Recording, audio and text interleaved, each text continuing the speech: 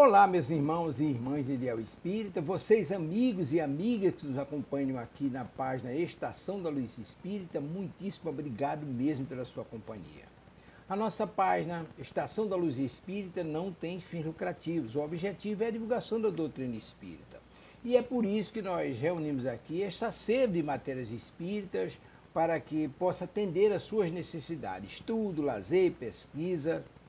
Você encontra aqui na nossa página Estação da Luz Espírita os livros da codificação, obras suplementares, entrevistas, palestras e os programas da Web Rádio Estação da Luz de Natal e Web Rádio Cristo Consolador de São Paulo. Ou seja, um acervo que atenda às suas necessidades, sem fins lucrativos. O objetivo é a divulgação da doutrina espírita. E agora eu convido você para nos acompanhar na reprodução de mais esse trabalho imperdível. Muito obrigado mesmo pela sua companhia e vamos juntos!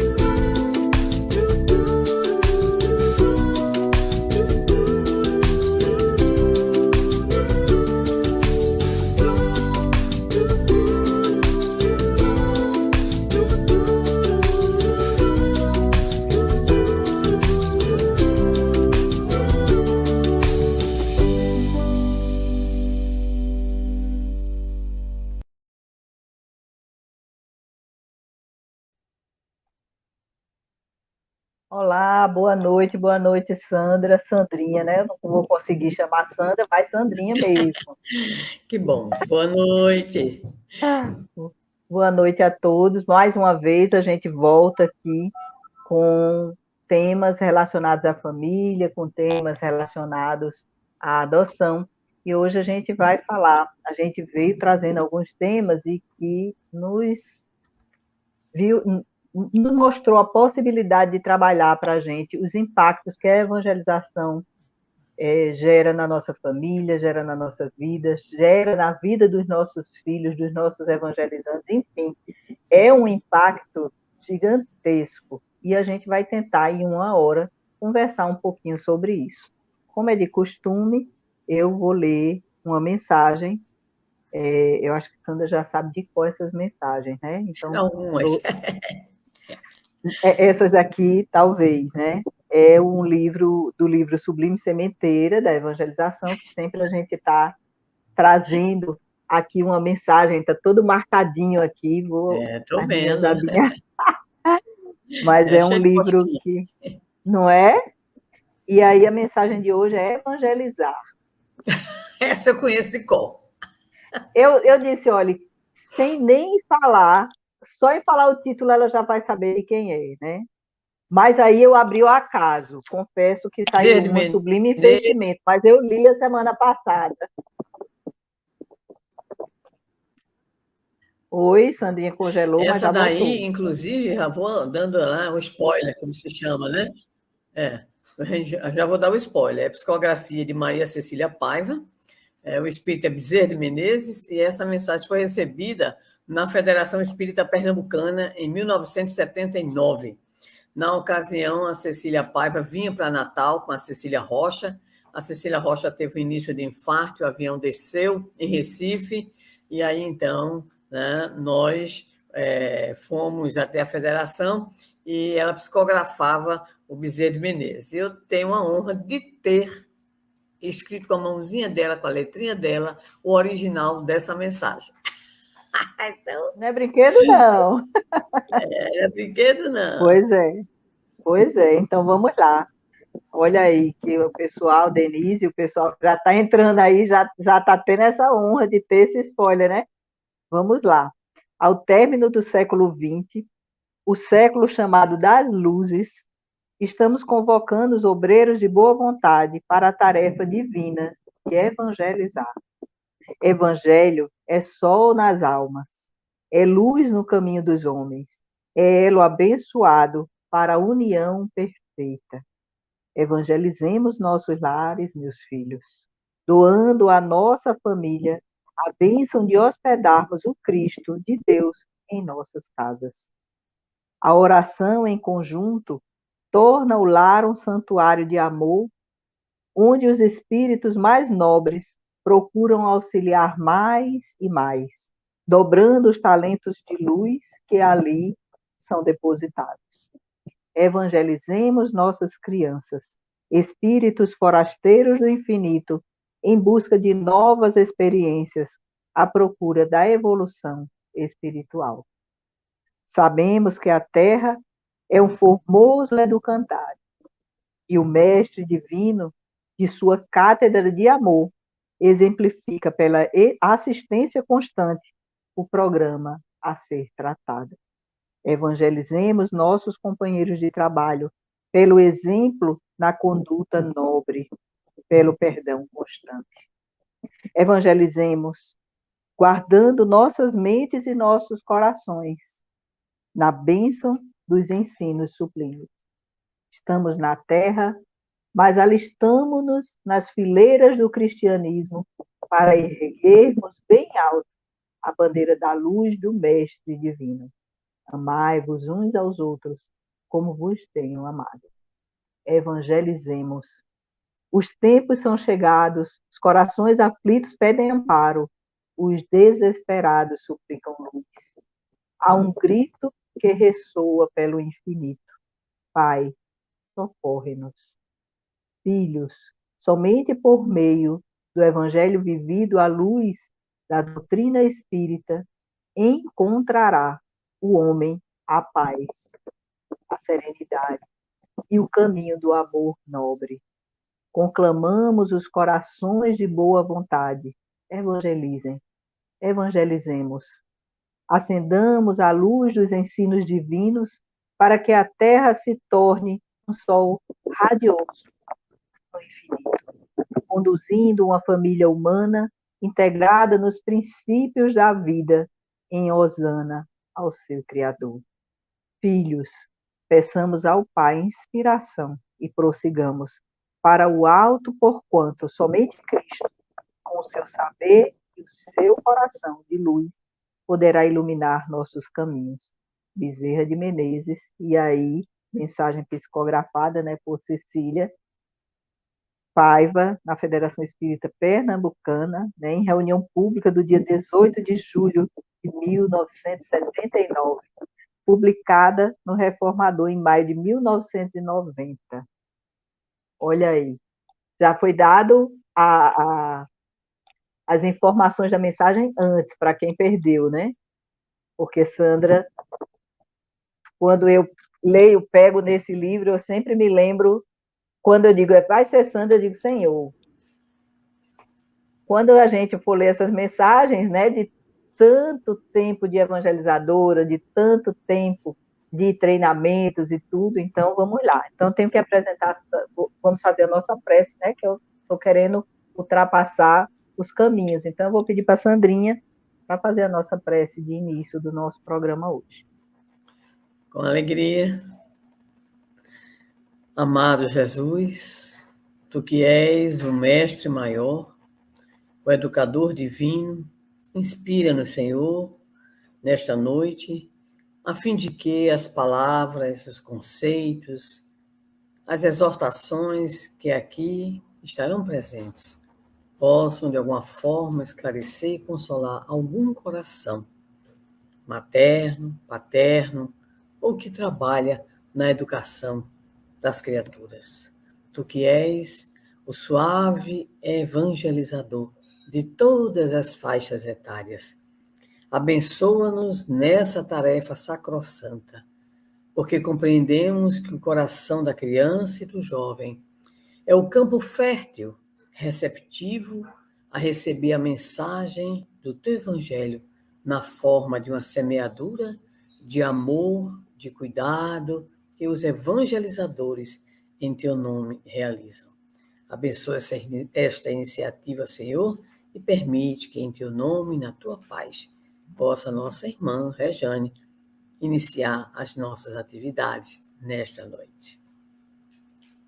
Em nome de Deus, vamos iniciar então o nosso programa de hoje. Vamos apresentar a Sandrinha, né? Sandra Borba. Uma amiga minha disse assim, mas não é a Sandra Borba da universidade, não. Eu digo, não, não sei se tem duas. Deve ser ela mesma. Ela disse, é professora da área de pedagogia, foi minha professora. Eu digo, não, não tem uma pedagoga, né, que tenha feito a UFRN, que não tenha lembrado, né, de Sandra, de Assis e de tantos outros amigos. Né? Então, Sandrinha é uma trabalhadora da Federação Espírita do Rio Grande do Norte e outras instituições espíritas do nosso estado, né? Também representante da FEB na área da infância e da juventude. Pernambuco diz que ela ainda é trabalhadora, né, de Pernambuco, mas a gente daqui diz que não, mas eles sabem que podem contar com ela, né, com certeza. Sandra é pedagoga, é doutora em educação, né, e para a gente é Sandrinha, evangelizadora, amiga nossa da área de evangelização, que divide conosco muitas experiências agradáveis. Esse programa, Sandrinha, traz um pouquinho das nuances que tem a família, e ao longo desses programas, as pessoas vêm fazendo muita pergunta com relação aos jovens evangelizando, escutando aqui o pai avô gritando lá, cadê a nega? Ó, veja só. Espero que ele não venha me atrapalhar.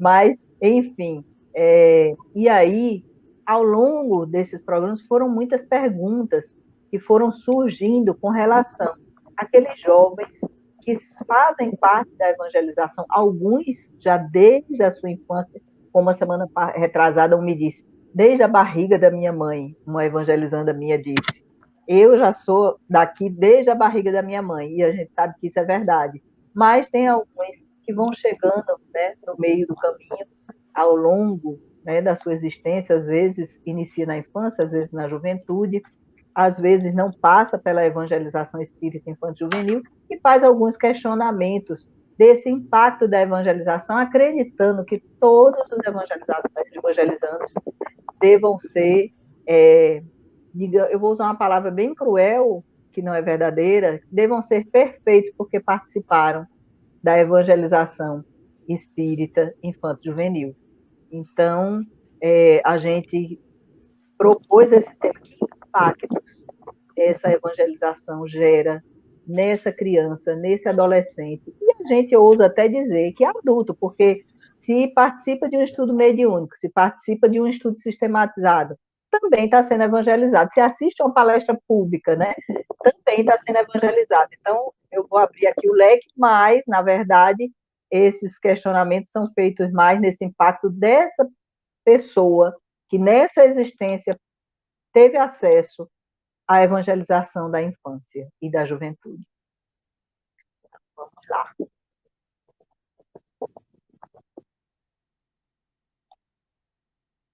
E aí a gente deixa aqui livre para que Sandrinha possa colocar, quando a gente fala nesse impacto, Sandrinha, o que vem à tua cabeça? Opa, antes de mais nada, agradecer o seu convite. Você que, como já disse, né, somos amigas há décadas, né? A gente não vai revelar o tempo, né? Verdade. Os cabelos já denunciam. Muito bem. E agradecer a eu e ao Estação da Luz, ao nosso querido Tavares, e dizer que eu vou começar de uma forma que não sei se você vai gostar, mas eu vou dar o depoimento de seu filho. Estávamos na escada da Federação Espírita do Rio Grande do Norte, descendo, me lembro na época, eu, Assis, ele e tinha mais uma pessoa que eu não me lembro quem. E conversando sobre a questão da evangelização da juventude, ele pronunciou: Felipe, eu agradeço até hoje aos meus pais por terem me obrigado a participar das reuniões de evangelização, porque se não fosse esse empenho deles, eu não sei o que eu seria. Então, eu nunca esqueci essa abordagem que o Felipe apresentou, né? Isso na escada da Federação Espírita do Rio Grande do Norte, e lembro-me, a respeito de depoimentos, um outro depoimento muito importante que a FEB fez alguns anos atrás, uma enquete perguntando aos jovens o que é que significava para eles a doutrina espírita. Foram centenas de respostas, que foi escolhida, né, no processo seletivo como a que, entre aspas, ficou em primeiro lugar. À época, a jovem tinha 19 anos, eu estou louca para saber como é que ela está. E ela é de Salvador, Bahia. Na época, ela disse assim: eu estou num quarto todo desarrumado, né? Aquela bagunça que a gente sabe muito bem, a gente que é mãe, que é avó, a gente sabe que é um quarto bagunçado. Então, ela diz, de uma forma extremamente simbólica e profunda, que uma luz está ajudando-a a perceber o quanto este quarto está, né, bagunçado. Ela sabe que não pode essa luz resolver, vamos dizer assim, o problema, né, daquele quarto desarrumado, mas pode ajudá-la a perceber o que é que ela pode, o que é que ela deve arrumar. E ela sintetiza de uma forma brilhante, dizendo: a doutrina espírita é esta luz na minha vida. Então, quando a gente, né, começa a conversar sobre o impacto que a evangelização pode trazer no convívio familiar, a primeira coisa que eu me lembro é exatamente de Felipe, e depois eu me lembro do depoimento de Fernanda, né? Por quê? Porque são dois depoimentos, um que já é a prática mesmo, já foi a vivência mesmo ao longo de anos, e de uma jovem que consegue ver na doutrina espírita uma espécie de ferramenta de compreensão da vida, de compreensão do mundo. Então, quando você alia teoria e prática, você tem um resultado, que é o resultado positivo. Agora, durante o programa, a gente vai conversar. Nem todo mundo tem essa Fernanda em casa, nem esse Felipe em casa, né? Então, há muitos fatores, muitas variáveis que interferem positiva ou negativamente em relação ao comportamento, não só dos jovens, adolescentes, crianças, que recebem o processo de evangelização. Apenas para que a gente possa identificar uma linha de raciocínio, nós não vamos esquecer que cada espírito é uma individualidade. Essa individualidade traz a bagagem das encarnações pretéritas. Essa bagagem se manifesta através de tendências, de inclinações, de aptidões, de temperamento e até de traços de caráter.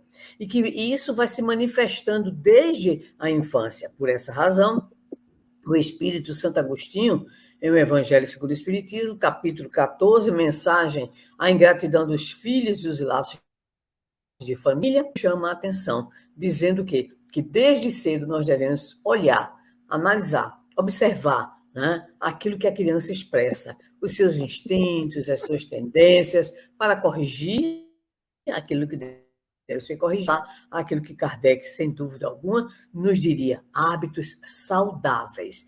Então, por mais que nós tenhamos a compreensão da eficácia do processo evangelizador, mas não esqueçamos que cada espírito carrega consigo as suas características e nem sempre a gente vai conseguir algo tão extraordinário, tão positivo, tão maravilhoso. Muitas vezes é o primeiro contato, né, que esses espíritos estão tendo com uma nova visão de mundo, de vida, de imortalidade, mas que trazem muitas vezes consigo atavismos, fixações, né, tendências negativas. Então, o impacto deve ser sempre positivo, mas é importante levar em consideração os fatores, não é, Rejane, que estão presentes para que isso de fato ocorra. Isso me faz lembrar, eu tenho 5 filhos, e eles chegaram em tempos diferentes, com idades diferentes, de forma diferente, né? Então, os 3 primeiros, nós tivemos a possibilidade de obrigar. Um diz que foi obrigado, os outros 2 dizem que gostavam de ir, né? E até hoje Felipe diz isso, até hoje. Semana passada eu escutei esse mesmo depoimento dele, disse: mãe, eu não sei o que seria, porque eu tenho certeza, ele disse para mim, eu tenho certeza que eu teria entrado no caminho das drogas. Eu disse: meu filho, o que é isso? Você foi muito forte. Ele disse: eu tenho certeza, mãe, eu tenho certeza disso. Então, é uma certeza que ele tem, a gente não discute, né? Então, foi importante para ele toda essa movimentação na Federação Espírita, do qual ele foi evangelizado. As evangelizadoras comeram um dobrado com ele, né? Eu fui evangelizadora dele também não foi fácil. Felipe era um daqueles meninos que ele me avisava quando eu evangelizava ele. Com 7, 8 anos eu fui evangelizadora dele, no primeiro ciclo de infância. E ele dizia assim para mim: hoje eu vou, mas a senhora se prepare. Não vou dar moleza. Ele já avisava. E aí ele sentava na beiradinha da cadeira, estirava a perna. Eu fazia minhas preces logo antes, né, para me preparar para evangelizar, e ele está dentro do processo. Então, ali eu tratava ele como um outro menino. Mas quando eu dava uma resposta um pouco mais firme para ele, aí ele dizia: essa resposta é porque ela é minha mãe. Se fosse para qualquer um de vocês, ela não daria essa resposta. Então, veja que eu passei por um teste bem interessante de evangelização de um filho que, em algumas situações, mas, por outro lado, você veja que a gente encontra coisas muito interessantes. Eu cheguei uma vez na escola e ele estava com uma menina que ela era neta, é neta de Dona Mércia, de doutora Mércia, e estudava com ele. E estavam os dois com mais 3 colegas conversando, e ele estava falando sobre a importância do passe para aquelas crianças. E a gente chegou, quando eu escutei a conversa, eu parei e fiquei do lado de fora escutando. E a menina falava uma coisa, ele falava outra, falando da importância do espiritismo, e eles foram rindo. Eu deixei, né, porque estava tudo bem, muito obrigada. Depois eles acabaram, quando eles foram saindo, mas você estava de fora? Cheguei agora, pronto, tudo bem, vamos embora. E eu fiquei muito feliz, porque ele com tudo isso, dizendo que ia obrigado e que não gostava de ir, ele dizia isso mesmo, ele assimilava os conhecimentos e ele participava, ele mudava no meio do caminho da evangelização aquele humor dele, que não era positivo, mudava no meio da evangelização. Então, veja o impacto. Durante a evangelização, já havia essa mudança, porque ele dizia: eu tinha que ficar para assistir futebol, e isso. E eu era até flexível. Quando não dava para ir, quando eles viam que tinha um jogo muito importante para eles e tudo, a gente fazia as negociações necessárias, lógico e evidente, né? Mas ele queria sempre, né? Então, é isso, a gente acredita que existe mudanças, que é fácil, não é fácil. Eu tenho evangelizadores que até hoje dizem assim para mim: Rejane, olha, Felipe foi um teste de evangelizadora para mim. Uma delas é a Gessi, de Paula, e de sempre estar me lembrando esse depoimento, né? De que, quando ela foi dar uma aula sobre Jesus, ele questionou, sobre Deus, ele questionou tudo. E ela ficava muito inquieta com isso, né? Mas foi importante, treina a gente para saber os novos manejos, né, em sala de aula com as crianças e adolescentes que são questionadores, né? Então, ao longo depois chegaram 2 outros filhos, Andrinha, que aí já não dava mais para obrigar, porque já chegaram grandes, então vai na negociação, naquela conversa e tudo. E a evangelizadora Gorete, que era evangelizadora do meu 4º filho, ela dizia assim: do começo do ano era uma tromba, pai Rejane, do meio do ano para depois, Assis também foi evangelizador dele, e houve mudanças. Ele passou a questionar, ele passou a perguntar, a tirar dúvidas. Então, a gente precisa entender que esse impacto, ele não vem, muitas vezes, de imediato, ele vem ao longo do tempo, é uma jornada. O que a gente chama na educação é uma construção, não é isso, Sandra? Exato, perfeitamente. E o que é importante registrar é que, por exemplo, se a criança ela começa a receber desde cedo o processo de evangelização ou a ação evangelizadora, que bem conduzido esse processo, vai criando na criança, em especial, um sentimento que é muito importante, que a gente chama de pertencimento. Ela se sente acolhida e integrada. Tem uns anos atrás, vamos lá, pelo menos assim, em torno de 10 anos, que se discute muito em evangelização o chamado protagonismo infantil e principalmente juvenil. né? E se a criança, desde cedo, ela é capaz de ser acolhida e ela pode participar de alguma atividade, obviamente, de conformidade com a sua faixa etária, com as orientações e o bom senso que a gente tem, ela vai criando esse laço de pertencimento. E isso acompanha a adolescência, a juventude, mas prestemos atenção a uma coisa. Lembremos que, na verdade, o trabalho da evangelização, a tarefa da evangelização, que a Casa Espírita desenvolve no movimento espírita, é um encontro. Raríssimas instituições têm 2 encontros. Eu acho que eu só encontrei, ao longo das minhas décadas de evangelização, uma que fazia 2 encontros semanais. E, geralmente, o que 1 hora, no máximo 1h30. Então, hoje, em especial, diante de tudo aquilo que a criança, o adolescente e principalmente o jovem recebem em termos de influências de fora, é preciso que a gente tenha compreensão, né, de que é preciso ampliar os chamados espaços da ação evangelizadora. Então, um desses espaços diz respeito exatamente à família, né? Ou seja, apesar de há 5 anos a Federação Espírita Brasileira, através do Conselho Federativo Nacional, criou a área da família, mas é uma espécie de irmã nossa, né, permanente, a questão da família. Então, nós temos grupos de pais, grupos, né, de família, hoje nem se chama mais grupos de pais, aí a pessoa chama, em função dos novos arranjos familiares, né, grupos de família, porque aí é o acolhimento, inclusive, dos novos modelos familiares que existem. Então, essa parceria, principalmente com os pais, porque não vamos esquecer o primeiro conceito a respeito do assunto. Os primeiros evangelizadores são os pais. Muito claro, o Livro dos Espíritos para nós, questão, se tic-tac ainda estão aprumados, 206, né?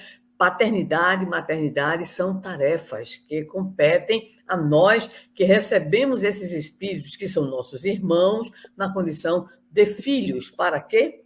Livre dos Espíritos, para progredirem. Ninguém entra, nenhum espírito ingressa na vida corporal que não seja para se melhorar. E se melhora através de reajustes e através do progresso intelecto-moral. Então, é o binômio com o qual a gente trabalha. Então, é por isso que nós encontramos crianças com dificuldades de saúde desde cedo, com limitações desde cedo, porque são espíritos que têm o seu ontem, que trazem, como diz o nosso prezado Vitor Hugo, o berço tem o seu ontem. Então, esse ontem, como já dissemos, vai se apresentar também diante das leis divinas, principalmente a lei de retorno, a causa e efeito, e a lei da reencarnação. Então, se desde cedo a criança ela se sentir, vamos dizer assim, pertencendo, sendo acolhida pela instituição, e se essa instituição é uma instituição comprometida com o programa educativo do Espiritismo, vai acolher a criança, o adolescente, o jovem, e vai possibilitando essa integração, mas sem esquecer dessa necessidade, né, de integração também do setor da área de evangelização infanto-juvenil com a família. Então, há diversas possibilidades de termos grupos de família, de termos encontros onde possamos juntar os evangelizandos, os evangelizadores, a família, né? E criar canais de comunicação. Então, esses canais comunicativos, eu digo isso que eu tenho evangelizadora em casa também, que evangelizou há algum tempo juventude, e ela tinha permanentemente um trabalho de comunicação com o grupo. Havia um grupo de WhatsApp, né? Logicamente, o famoso WhatsApp, e ali toda semana ela acompanhava o trabalho, os contatos, as mensagens, exortações. Né? Então, é preciso que nós ampliemos também os espaços, família, confraternização, integração na casa, integração no movimento, que as nossas crianças, adolescentes e principalmente jovens possam também integrar a área da comunicação. Né? Hoje nós podemos dizer que a meninada está dando, né, de capote na gente, não é verdade? Então, nessa época de pandemia, quantos evangelhos lá, pelo Brasil inteiro, passaram a ser coordenados por jovens? Por jovens. né? Por quê? Pelo domínio. E quantos outros não apoiaram as instituições? Então, é preciso entender que este pertencimento vai dando, né, desde cedo, que essa sensação de ser acolhido, essa sensação de receber uma cultura, que é a cultura espírita, que é uma visão de mundo, de imortalidade, que vai nos trazer, bem como a criança, ao adolescente, ao jovem, a todos, né? Uma visão de eternidade, uma visão que nos mostra como seres imortais que somos e que aqui estamos com vistas ao nosso processo evolutivo. Então, todo esse trabalho de esclarecimento vai proporcionar as ferramentas para auxiliar esse espírito, considerando, como já dissemos, que nem todos assimilam da mesma forma, do mesmo, vamos dizer assim, né? Do mesmo nível. Nós conhecemos crianças, posteriormente adolescentes, né? Lá da própria, não eram da federação, era de uma casa espírita que nós conhecemos, e acho que um dos dois chegou a frequentar a federação, que posteriormente enveredou pelo caminho das drogas, né? Mas o que importa é a nossa percepção, a nossa concepção de que qualquer que seja esse caminho escolhido, né, pelo adolescente, pelo jovem, que vai desenvolvendo o que? Livre-arbítrio, né, a nossa postura deve ser sempre aquela postura de esclarecimento, de consolo, de fraternidade, de acolhimento e de estímulo para que eles todos, igualmente a nós, possamos enveredar pelos caminhos, pelas veredas realmente do bem. Então, essa é a grande proposta da ação evangelizadora, estimulando a criança, o adolescente, o jovem, evangelizando ao autoencontro pelo autoconhecimento, o amor ao próximo, pelo exercício do amor, da solidariedade, do cuidado, a reverência à natureza, pelo cuidado com o meio ambiente, a compreensão acerca da justiça divina para prosseguir, porque viver, Rejane, não é moleza, não. E hoje, né, eu digo para todos os jovens com os quais tenho contato, é muito mais difícil ser jovem espírita do que no tempo que eu era. Jovem há menos tempo. Hoje eu tenho juventude acumulada, você também, né? Então, a gente centralizava as nossas, vamos dizer assim, horas no movimento espírita juvenil, não é verdade? Os encontros, as viagens, né? Eu lembro que fui diretora de uma mocidade, todo final de semana tinha atividade, ou a gente saía, ou a gente subia, eu tinha uma Brasília, que não era amarela, era laranja, a gente subia as ladeiras de Olinda, né? Na época eu morava lá em Pernambuco, e a gente ia fazer trabalho de assistência, criação de jornalzinho para as crianças, ajudar no trabalho que a instituição fazia junto a pessoas em vulnerabilidade social. Então, era muito dinâmico o trabalho da evangelização. Talvez hoje, né, alguns se ressintam, porque muitas vezes o evangelizador tem uma compreensão, até certo ponto equivocada, de que basta aquele encontro pedagógico no sábado, no domingo ou no outro dia de semana. Não basta. Não basta. É triste a gente dizer isso, mas não basta. É preciso criarmos espaços de integração e, principalmente, é preciso usarmos todas as possibilidades, enquanto evangelizadores, enquanto educadores, para que essa mensagem possa chegar contextualizada, problematizada, não é verdade?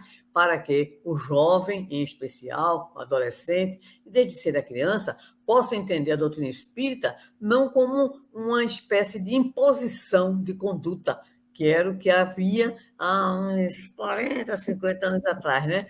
A gente chamava evangelização, não, chamava aula de moral cristã, que não é do seu tempo, Rejane, porque você é mais novinha, tá? Vanilda, que está por aqui, acho que deve lembrar, Gessi deve lembrar, né? Então, era aula de moral cristã. E tinha realmente uma postura muito normativa.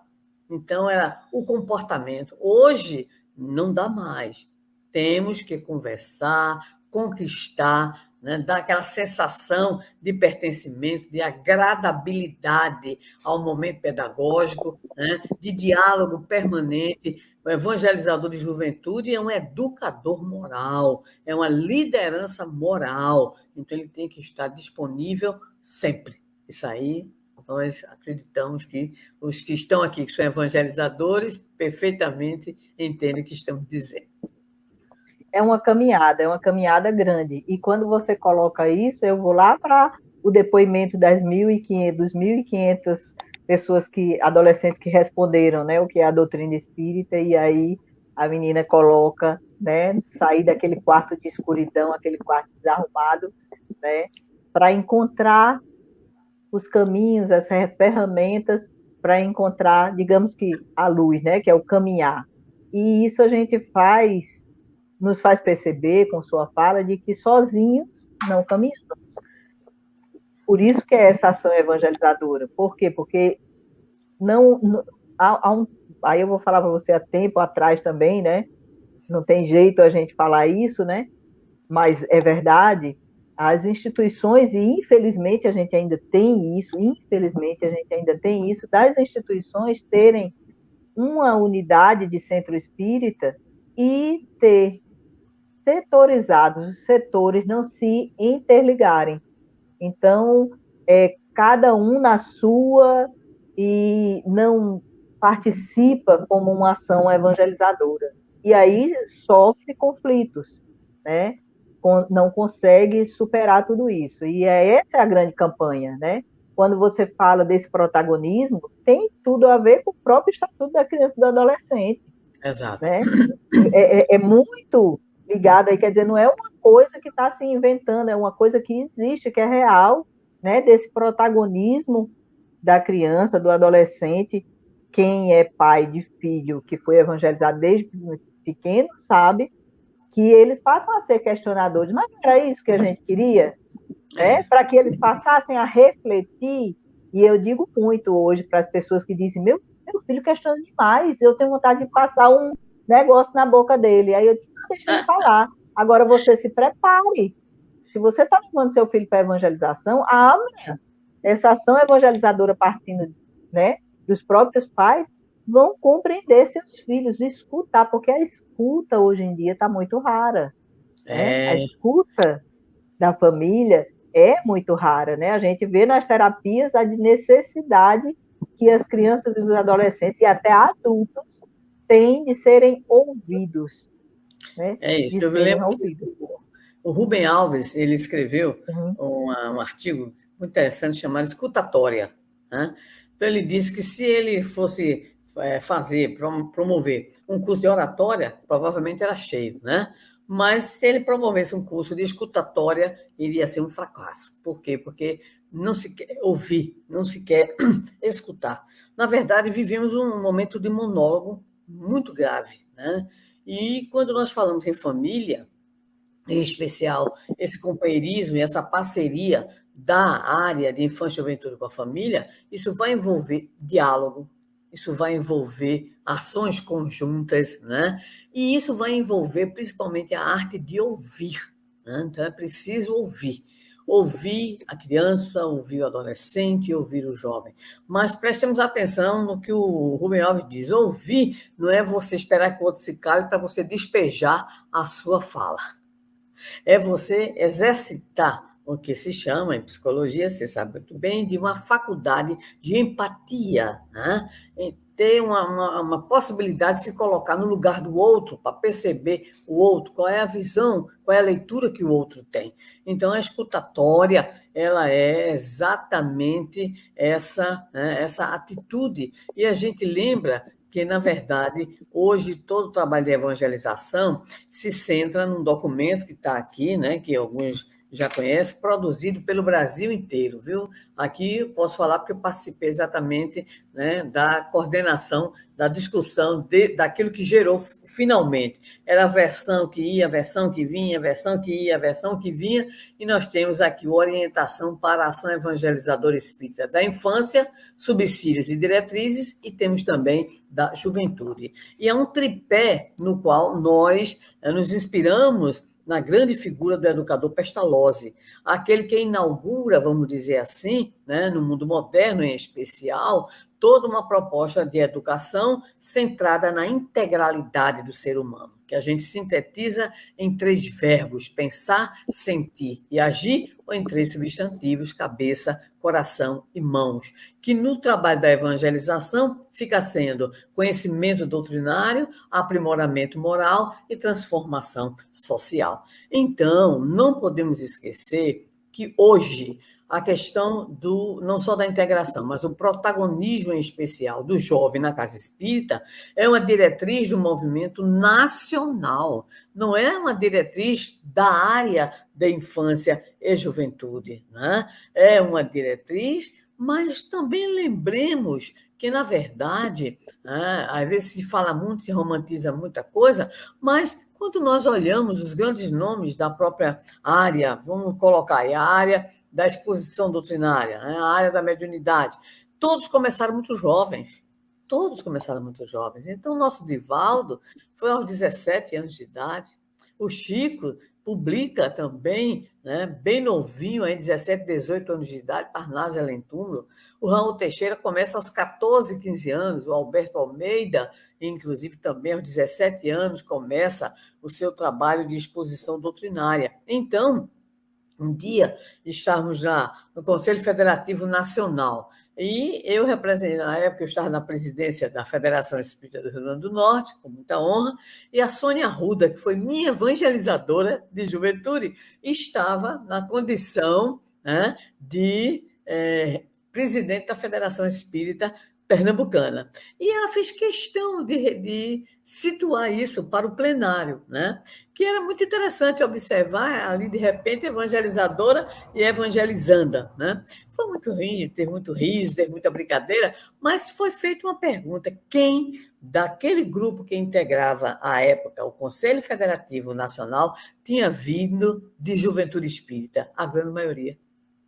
Então, não se alardeia muito, né? Mas a grande maioria dos dirigentes espíritas, eles tinham sido de evangelização, né, juvenil, ou tinham sido evangelizadores de juventudes, tá? Alguns raros de infância. Então, o que nós precisamos, e você colocou muito bem, é superar as visões estagnadas que nós temos, entre as quais a setorização, né? Essa setorização manifestada pela departamentalização. O nome é grande, comprido e feio, né? Então, nós não podemos, de forma alguma, alimentar essa ideia de que a casa espírita é como se fosse uma árvore e cada um no seu galho. Não. Outro ponto importante que se tem discutido já há alguns anos em nível de Conselho Federativo Nacional e comissões regionais é essa necessidade de integração entre as áreas. Só para a gente dar também aqui uma informação importante. Por exemplo,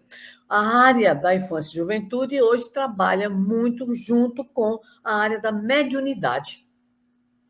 Por quê? Porque nós estamos recebendo nas casas espíritas muitas crianças, muitos adolescentes e muitos jovens com a questão da mediunidade ostensiva. Temos discutido nas comissões regionais, está saindo, já está atrasado. Tem um livro que era para ter saído, não saiu ainda, mas vai sair, além de outras contribuições de textos orientadores e de processos de formação. Então, nós não estamos, enquanto casa espírita, não estamos mais apenas repetindo o que existia em 1900 e votos. Quem é pernambucano sabe o que eu estou dizendo. Lá em Pernambuco a gente dizia votos, para dizer uma coisa assim, bem, né? Então, o que acontece é que hoje nós temos que integrar, você colocou muito bem, foi muito feliz, temos que integrar as áreas. O jovem pode e deve participar de quê? Das atividades de assistência e promoção, das atividades de comunicação, das atividades de evangelização, a depender da sua maturidade, na própria comunicação, já fazendo exórdio, fazendo leituras, pequenas palestras, depois já, né, crescendo já para palestras maiores, né, a área da própria mediunidade e assim por diante. Então, nós não podemos, sob pena de nos enfraquecermos enquanto casa, enquanto movimento, cada qual no seu galho. Não, é a árvore que tem que ser pensada e, logicamente, que a seiva, ela é o evangelho à luz dos princípios fundamentais da doutrina espírita. muito bem, Sandrinha, é isso mesmo. Tem já são duas colocações aqui, eu vou ler as duas, tá? Tá. O Estevam, do Alecrim, aqui de Natal, a Elizabeth Estevam, ela coloca: será um complemento de um para com o outro, a evangelização infantil e o evangelho no lar? É uma pergunta, tá? Vou ler a Sim. outra. Na evangelização, quem falou aqui foi de Afogados, Hugo Abreu, de Afogados, Recife, tua terra, viu? Na evangelização, desde a primeira etapa, já pode ser usado as artes, música, poesia, pintura, teatro, dança, para atrair, ocupar e sedimentar o futuro jovem na casa espírita? Vou começar pela segunda, tá? A arte, antes, eu vou dizer de novo o voto, certo? Um pouquinho de algumas décadas lá atrás, era considerado um apêndice no trabalho da evangelização, como se ela fosse apenas um recurso. Depois de muitas discussões, e aí a gente evoca, você conheceu, né? Em especial a nossa saudosa irmã, já no plano espiritual, Nélia Salles, né?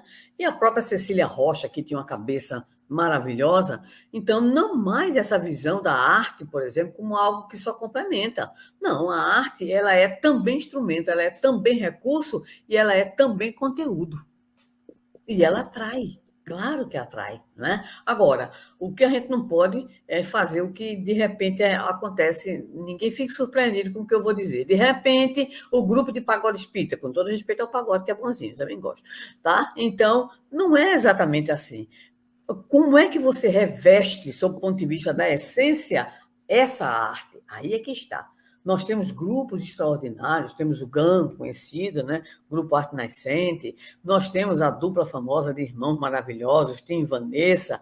Aqui nós temos inúmeros companheiros que trabalham na área da arte, nós temos o grupo de teatro Persona, nós temos o coral Pato Sorroro, né? Temos os grupos, né, que atuam na área da dança, que era uma área marginal, mas já está aí também mostrando que a expressão artística ela deve estar presente como uma forma de expressar o evangelho à luz da doutrina espírita.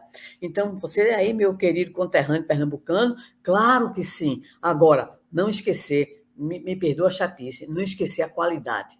É porque eu sou de uma época, já disse que eu tenho juventude acumulada, que às vezes os encontros de jovens, a gente tinha vontade assim de chorar, porque ao invés de ser uma arte, como você colocou muito bem, que esclarece, consola, sensibiliza, muitas vezes ela era usada para projetar o artista. Não é essa a função da arte espírita. Está aí a arte e hoje há uma coordenação nacional, que é exatamente do nosso vizinho aqui, o nosso irmão Marco Lima.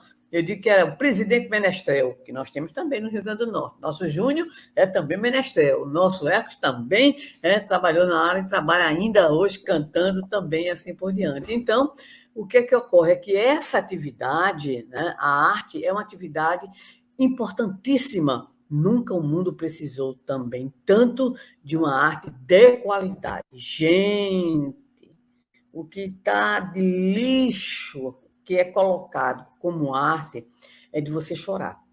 E não é porque a gente é de outro tempo, não, como eu ouço muitas vezes. É de outro tempo, vovó. Não, não é questão de tempo. Bom gosto é algo que ultrapassa o tempo. E, sem dúvida nenhuma, porque o nosso tempo está correndo, né, Regiane? Nós não podemos esquecer que os pais são os primeiros evangelizadores e que o evangelho no lar é uma prática extremamente saudável.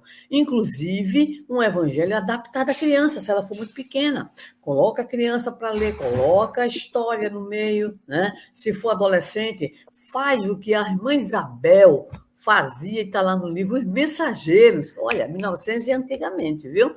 Que ela fazia evangelho lá, ela tinha os filhos, e ela levava o quê? Uma notícia, pedia aos próprios filhos que apresentassem uma notícia, e aí ela trabalhava, ou seja, ela já fazia a problematização e a contextualização. Então, meus queridos evangelizadores que me escutam, é uma rogativa que os companheiros espirituais têm feito para nós. Bezerra, Joana, Vena de Carvalho, Guilherme Ribeiro, que nós nos conscientizemos da necessidade de adotarmos uma qualidade, não só doutrinária, mas também uma qualidade pedagógica. Ou seja, vamos usar os recursos, vamos usar os meios, os canais, não é? E vamos fazer a parceria. O Evangelho no Lar é uma parceria maravilhosa que nós estamos fazendo com a família e isso nos tem sido algo recorrente. Eu estou martelando aqui, vou apresentar minha querida irmã Miriam, diretora, alguma coisa aí nessa área do Evangelho no Lar, dessa parceria, evangelização, do Centro Espírita Evangelização na Família. Mas são, sem dúvida nenhuma, recursos que tornam o momento passado em nome de Jesus, né? E o encontro, como diz Bezerra de Menezes, a mensagem que você acabou de ler, né? Que foi, evangelizemos nossos lares, doando à nossa família a bênção de hospedarmos o Cristo de Deus em nossas casas. Então, são recursos que vitalizam, que unem, sensibilizam, esclarecem e consolam. É verdade. Esse é o Assis, está aqui atrás. Faz parte. Se ele não aparecer, não tem graça, né, Sandra? Tem graça, né? Então, com o Divino Mestre, boa noite. Boa noite, Assis. E a gente para pensar essas atividades que o Hugo colocou, né? Como é rica uma tarefa de evangelização permeada pela arte, né? Porque pela arte, perfeito. As crianças e os adolescentes... Manifestações, né? Diversas expressões da arte. Sim. E aí é preciso a gente... É muito interessante porque eles trazem, quando se faz uma atividade dessa, além de ser prazerosa, eles não percebem que o conteúdo está ali dentro, eles aprendem sem perceber, né? É de uma forma muito lúdica. E, na verdade, outra colocação que eu queria fazer era com relação a esse trabalho da família. A gente sabe que ainda pelo menos em nosso estado, ainda é uma atividade que ainda está, né, sendo em implantação, ainda é uma proposta que ainda não alçou tantos voos, porque a própria família, às vezes, não compreende isso. E resiste. É resistente. Porque, mas... só me atrapalhando um pouquinho. Eu fui diretora daí, fiz essa atividade, você fez, Nilda fez, né? Todo mundo procurou fazer. Então, eu lembro-me de que havia uma atividade que eu considerei muito interessante, que foi a nossa irmã Heloísa Sá, que é a grande trabalhadora nossa, também no movimento espírita, e ela instalou à época, simultaneamente ao trabalho de evangelização juvenil, no Centro Espírita Irmãos do Caminho, então, era assim, a juventude, né, no trabalho, e ela fazia um trabalho muito interessante. Lembro-me de Nilda com muito carinho, beijo onde ela estiver aí no plano espiritual. Então, você colocou algo fundamental. Houve investimentos, né, por parte de órgãos, mas talvez não tivesse sido o tempo exatamente, né, Regiane? Tudo tem seu tempo. Tem um tempo da gente e tem um tempo divino, né? Então, talvez a gente precise incrementar mais ainda, talvez a gente precisasse da área de família, né, para poder estimular mais essa integração. Sem dúvida alguma, essas experiências de tentativas foram positivas, né, com certeza, mas não atingiu o objetivo que desejávamos na época, porque talvez não era o objetivo que a gente estava planejando, talvez fôssemos audaciosos naquele momento. Mas no que eu percebo...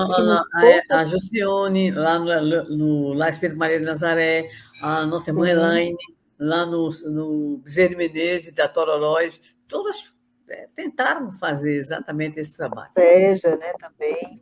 E aí a gente... Exato. E aí a gente vê que nessas pequenas gotinhas que aconteceram, a gente percebe que a família mudou. A família compreendeu que naquele processo houve um processo de construção da evangelização na própria família, que estava participando disso. Eu cheguei a participar de alguns momentos, em algumas, e começava a perceber essa compreensão, né, parecia um mundo novo que estava surgindo, e, na verdade, aquilo ali já existia, né, essa parceria. Muito interessante isso também, né, Sandrinha? Muito. Inclusive, eu participei do lançamento da campanha de evangelização há 45 anos, né? Daqui do Rio Grande do Norte, nós temos ainda uma alma que vocês todos conhecem, né? Que nós gostamos muito, admiramos muito, que é a nossa irmã Ceres, que participou, né? O nosso irmão Assis, que também, né, daqui a pouco vai ganhar um monumento, né? Antigo, da evangelização, a nossa irmã Alba, já no plano espiritual, e a nossa Goretinha, já no plano espiritual. Na época, eu fui ao encontro do lançamento da campanha para os dirigentes da área por Pernambuco. Fui com a Odésia e fui com a Edilena. Pois então, ali, olha, já se falava, no lançamento da campanha, já se falava, mas tudo, como você colocou muito bem, tem o seu tempo. Talvez a gente tenha sido um pouco mais ousado, de querer, vamos dizer assim, né, caminhar mais rápido, nós e outros grupos. Mas em alguns lugares do Brasil, né, por exemplo, Rio Grande do Sul, que tem uma tradição de evangelização muito grande, ali a nossa Cecília Rocha, Diná e muitos outros companheiros, a nossa Gladys e tantos outros, conseguiu ter um trabalho interessante e, inclusive, o Departamento de Família da Federação Espírita do Rio Grande do Sul é muito antigo. Algumas também, como é que a gente chama? Alguns órgãos de unificação de São Paulo, né? O próprio Conselho do Rio de Janeiro também, Espírito Santo também, né? E alguns outros estados, perdoe se não estou lembrando todos eles aqui, mas que começaram a fazer esse trabalho. A semente, né, Rejane, está lançada. A semente está lançada, então vamos em frente. Essa parceria, ela é urgente, mas sem pressa. Nós temos uma colocação aqui deixa eu achar aqui, de Jeremias Barreto, centro de São Paulo. Ele diz assim, eita, deixou aqui, eu me perdi agora, vamos lá. São Paulo, mestre, arte espírita está se profissionalizando, o que é bom, deixando de ser apenas grupinho de arte. Meu medo não é tanto pagode espírita, que já dá medo, já dá meu pânico. É a arte espírita se tornar uma profissão rentável, com juros e dividendos, e dólares não furados. O que achas? E outra colocação, tem outra colocação aqui da Leila, de Argolas, Vila Velha, Espírito Santo, que ela diz assim, posso estar enganada, uma lacuna, um hiato dos jovens nos centros espíritas. Este é um problema só aqui na região? Abrange o Brasil? Vamos começar pelo nosso companheiro então, o tempo para responder essas perguntas que surgiram bem agora. rapidinho. Então, a gente vai dizer o seguinte, quando profissionaliza qualquer atividade espírita, isso representa uma dificuldade, porque profissionalizar significa receber monetariamente, né, alguma coisa. É claro que, por exemplo, para você fazer hoje um CD, é uma coisa complicada, né? Então, nós temos aqui, por exemplo, né, companheiros que é uma luta. Vamos dar um exemplo de um casal que eu amo muito, a Tânia e o Alisson, né? Então, tem que vender camiseta, tem que vender a sobra dos CDs anteriores. Agora, isso é uma coisa, tá? Agora, profissionalização complica. Qualificação não complica. Então, eu acredito que o nosso companheiro, eu concordo com ele, tem que buscar uma qualificação, a qualidade no trabalho que é feito. Isso aí a gente considera. Agora, para se converter em processos assim profissionalizantes, aí a gente merece, né, uma meditação, porque, de repente, a gente está fazendo alguma coisa que está dando um espaço complicado na área financeira, em especial, né? E a outra pergunta foi muito importante, porque se discute muito a questão dessa ausência do jovem na casa espírita. Inclusive, recentemente, teve um Huawei em relação a isso, mas o Huawei veio de quem não conhece o movimento de juventude espírita. Muitas pessoas que comentam, que replicam, não conhecem as combragens, não conhecem todo o trabalho da mídia que é realizada através do chamado Sou Jovem Brasil, né? Um trabalho belíssimo, que inclusive tem como coordenadores companheiros do movimento espírita São Paulo, Paraíba, Pernambuco, Amazonas. Então, é algo que o trabalho da área de infância e juventude, da FEB, é muito descentralizado sob o ponto de vista das coordenações de projetos, tanto projetos quanto de ações estruturantes. Então, na verdade, é preciso ver as estatísticas. Recomendamos, inclusive, que procure as estatísticas, que foi uma pesquisa realizada pelo nosso irmão Álvaro Crespino, que dá exatamente a contramão, né? Porque a população brasileira envelheceu. Então, ele traz um estudo de alguns anos atrás, né, que mostra que não houve isso. Pelo contrário, houve um aumento. Agora, eu pergunto qual é a casa espírita que, pós-pandemia, tem todos os seus passistas, todos os seus médios, todos os seus expositores. Não tem. A gente está em processo de recomeço. E é claro que as problemáticas, né, que existiam antes continuam existindo, algumas, principalmente o quê? Evangelizadores que não se dão muito bem com o trabalho da evangelização, que quer fazer imposição, que não contextualiza, que não estuda, que não abre o debate, né? Casas espíritas que não gostam, né, do jovem questionador em especial. Isso tudo existe. E essas críticas, elas servem principalmente para que nós meditemos, reflitamos sobre aquele protagonismo juvenil ao qual a Rejane se referia. Pronto, Rejane, deixa um minuto para tu. Não, o pessoal está pedindo aí mais 10 minutos e eu vou explicar aqui que a gente não vai poder seguir com mais 10 minutinhos, porque Sandro tem uma outra atividade. Não, mas 5 minutos dá. 5 minutos dá, 5 se você quiser. Dá, né? Fala, Tavares. Fala, Tavares. Menino, que felicidade. Valeu apenas esperar, como diz os outros, né? Matutos da Ribeira. Que coisa maravilhosa ouvi-la, professora. Minha amiga Sandra Borba, que coisa. Eu queria depois, no final, passar um vídeo, que nós temos aqui um programa chamado Alô Jovens, na quinta-feira, 8h45, coisa de jovem, 8h45. Ouvi falar, já ouvi falar. Eu assisti uma vez só, porque a vida não deixou. Mas eu sei que você investe nisso também. E no Brasil inteiro nós temos também inúmeras iniciativas que são coordenadas, produzidas, são jovens produzindo trabalho para jovens. Agora, precisa conhecer, né? Pesquisar. E eu fiz um desafio, eu digo, olha, eu queria ver se vocês faziam uma abertura para o programa de vocês. E eles fizeram. E eu gostaria de passar para você, para avaliação de duas evangelizadoras. A gente está aqui assim, sabe, numa coisa... Será que vai dar certo? Porque a gente foi jovem, mas eu adorei. Certo? Você já podia aproveitar, Tavares, esse finalzinho aqui e já esses 5 minutos que Sandrinha abriu aí. E vocês fazem um comentário, certo? Mas é muito interessante. Traz uma série de mensagens muito, muito bonitas.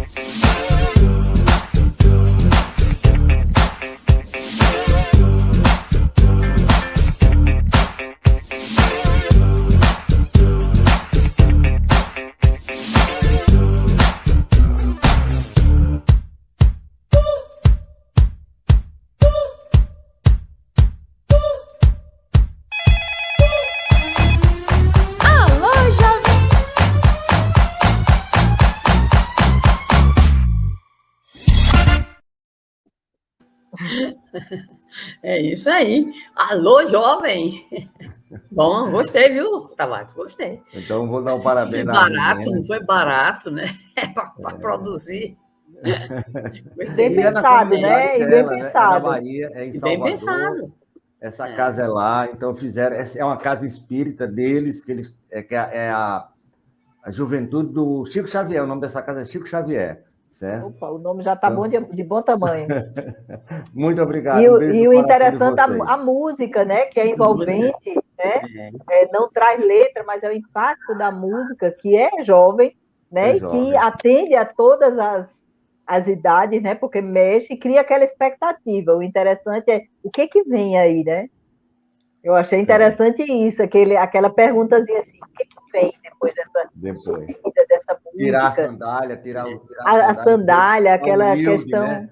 O Ele corredor disse, eita, que você casa passa, espírita espírita. grande. Eu disse logo, vixe, mas isso é uma casa espírita grande? Enorme. Enorme, viu? Mas é isso mesmo, esse é o caminho mesmo.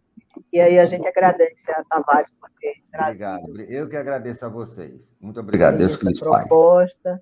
A gente agradece a Sandrinha pela oportunidade, né, da gente poder estar juntas mais uma vez, fora outros momentos, né? Olha aí, doutor Marcos. Ô, querido meu, beijão. Saudade de tu, caba ruim.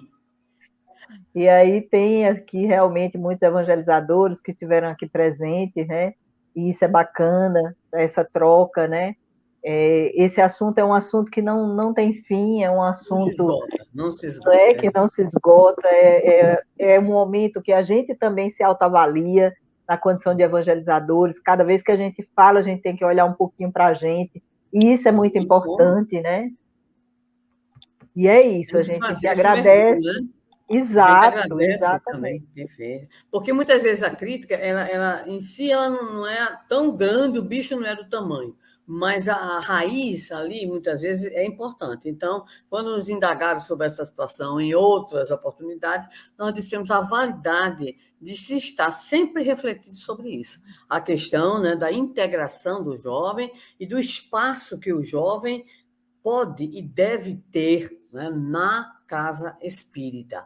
Agora, o que a gente, obviamente, né, lembra com Emmanuel, é que o jovem pode e fará muito. Agora, não descarta os velhinhos, não, tá? Porque o problema é quando, né, diz assim, não, o idoso tem preconceito contra o jovem. O jovem tem preconceito contra o idoso. E aí, como é que fica? Não é verdade? Então, eu escrevi certa feita, só a nível de ilustração, num livro que foi sobre juventude, era para falar sobre conflito de gerações. E eu tive a oportunidade de escrever sobre encontro de gerações.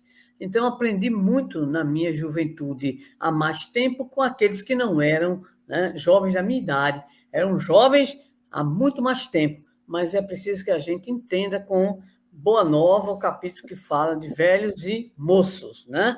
Que o importante não é ser velho, o importante não é ser moço, o importante é ser de Deus. E quando a gente é de Deus, a gente é capaz de promover este encontro geracional. Agradeço muito. Beijo para todos, viu? E aí eu me lembro de Dona Alba, né? Fizemos uma visita, eu e Marcos, uma visita a Dona Alba, e ela estava com aqueles problemas que ela tinha nas pernas, que ficava muito inchada e impossibilitava ela de andar. E quando nós chegamos lá, ela estava catando arroz, no tempo que ainda se catava arroz, né? Ela estava catando arroz. E eu disse, mas Dona Alba trabalhando, ela disse, minha filha, minhas pernas estão paralisadas, mas minha cabeça, minhas mãos estão ótimas. Então, veja, né? A gente não pode realmente parar, e esse olhar, ele tem que ser muito amplo. E a gente agradece, Sandrinha, vamos fazer a nossa prece. Muito obrigada, Tavares, aí pelos 5 minutos. Mas os 5 que foi prometido, não é possível que Sandrinha tenha um programa. Agora, daí ela precisa ainda, né, beber uma aguinha, respirar, né, Sandrinha, para poder entrar em outro programa. Exato. Vamos fazer, então, a nossa prece de agradecimento. Vamos elevar nosso pensamento ao alto e vamos agradecer a Deus pelas oportunidades que tu nos tens dado, pela oportunidade desses momentos de troca, de experiências, de novas experiências e de velhas experiências. Esse alinhavar de trocas, e que isso é tão rico para cada um de nós.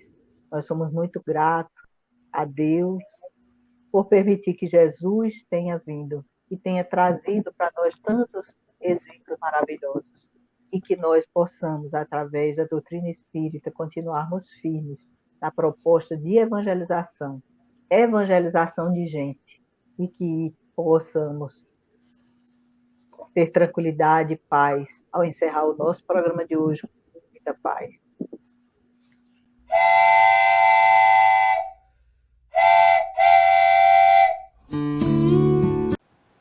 chegamos ao final da nossa atividade. Muitíssimo obrigado mesmo pela sua companhia e espero você no próximo evento.